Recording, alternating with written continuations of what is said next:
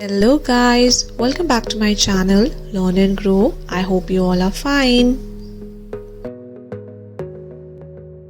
How strong is your vocabulary? Take this quiz to find out.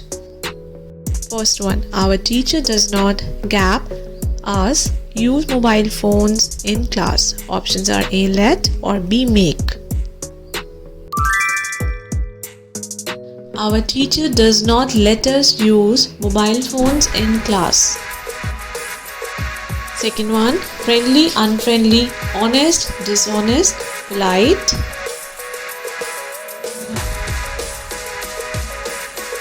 The right answer is impolite. She does not have brothers or sister. She is gap. Options are an only child or an only child.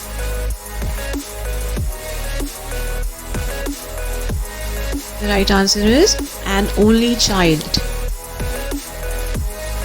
Your father's brother's daughter is your gap. Options are cousin or niece.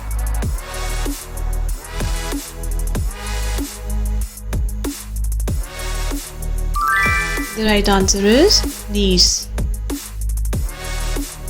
Fifth one, breakfast, lunch and dinner are gap. Options are A, food, or B, meals.